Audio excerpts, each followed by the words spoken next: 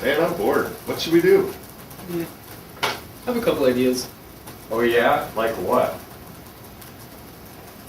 How about chair racing?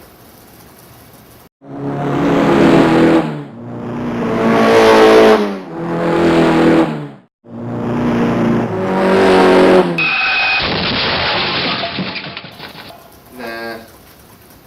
Ping pong?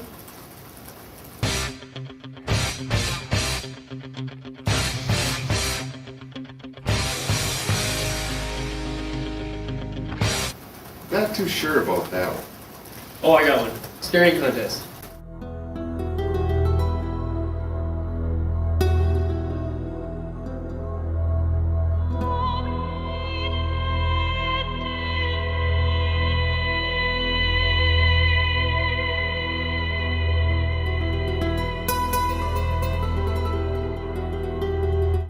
Man, that's lame. Can't you come up with a better idea? Table sliding?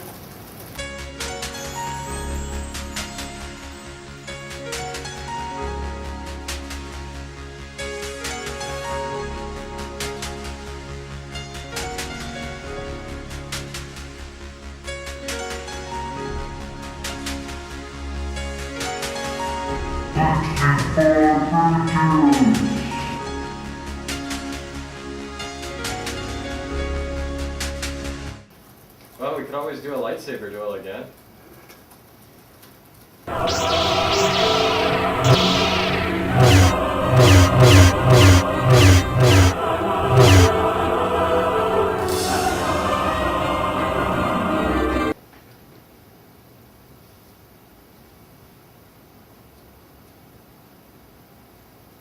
Wardriving!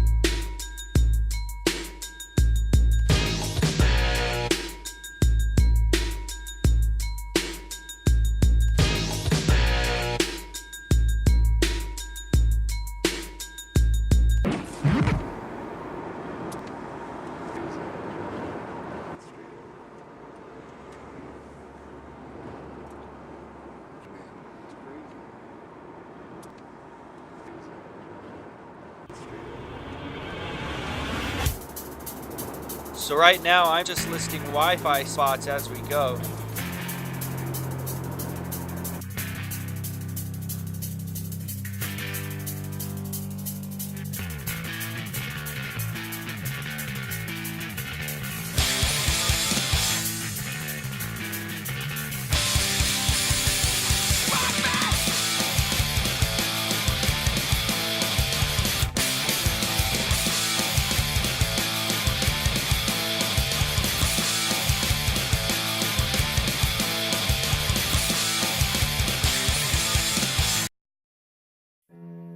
We are using a Wardriving application on the Android smartphone. The application is available for free on the Android market.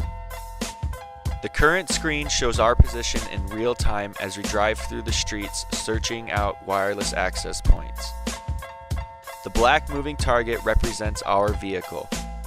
The green targets are the location of access points within our range or logged in the application from previous contact.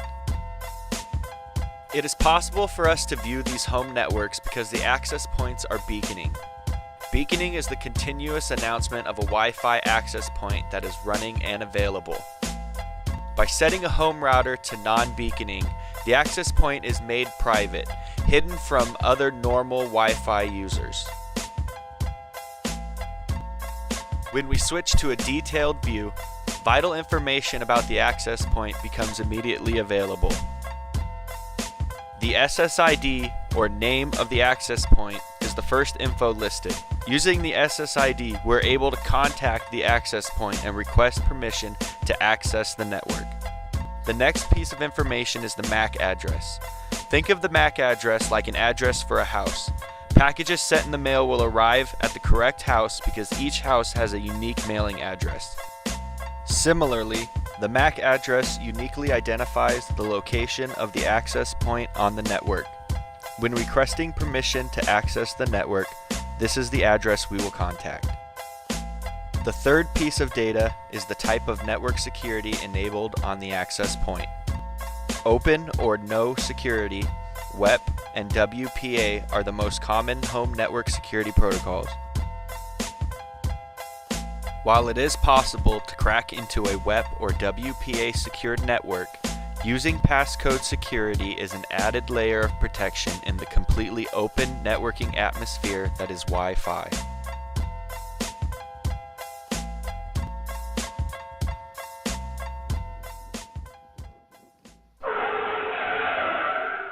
There's old man Carlson's place right there. Yeah, I heard he's got a 5 gigahertz wireless end broadcasting. I'm actually picking up that hotspot on my Wardrive application right now. Is it open? It's as open as can be. Should we secure it for him? Indubitably. I think I found Old Man Carlson's access point. The beacon is still broadcasting the default Linksys SSID. The Wardrive app shows no security enabled.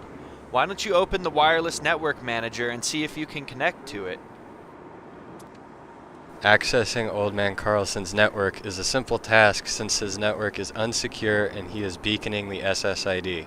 On a Windows 7 machine, clicking the Wireless Network Connection Manager in the lower right-hand corner displays a pop-up window with all available networks in range.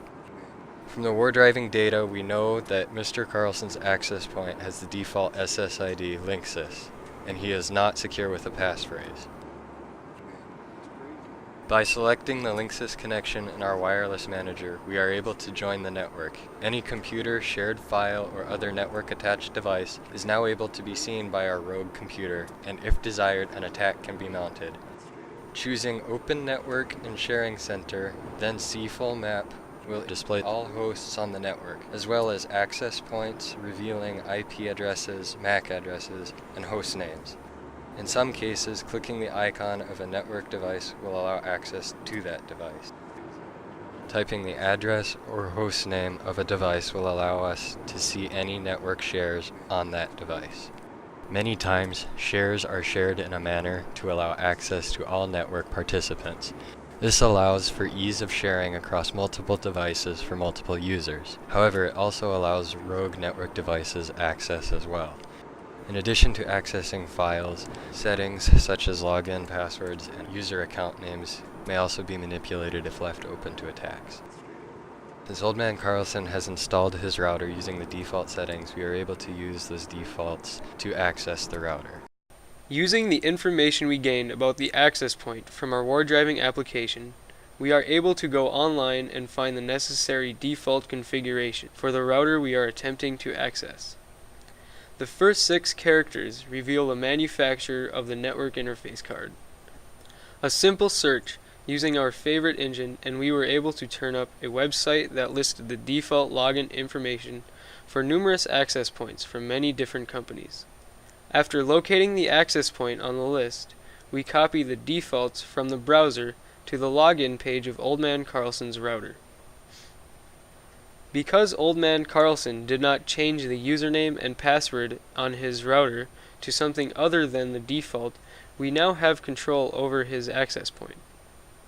From the router configuration pages, we can browse to the wireless settings table. This table contains the wireless security tab. This tab allows changes to be made to the way hosts are able to associate with the network. More specifically, enabling security and a passphrase, effectively limiting access to only persons with knowledge of the pre-shared key. For Mr. Carlson's access point, we will enable WPA2 Personal because it is very secure and easy to configure. This router has a dual band antenna, capable of broadcasting 2 data streams simultaneously in either B, G, N in the 2.4 GHz range and A and N in the 5 GHz range. Securing both of these channels will ensure Old Man Carlson can't get in. Saving the settings will apply the configuration changes to the router and force a reboot. This will kick any host associated with the access point off the network and require them to re-authenticate by supplying the proper challenge response using the pre-shared key that was just created. Since I enabled the security, I am the only one who knows the passphrase to authenticate to the access point.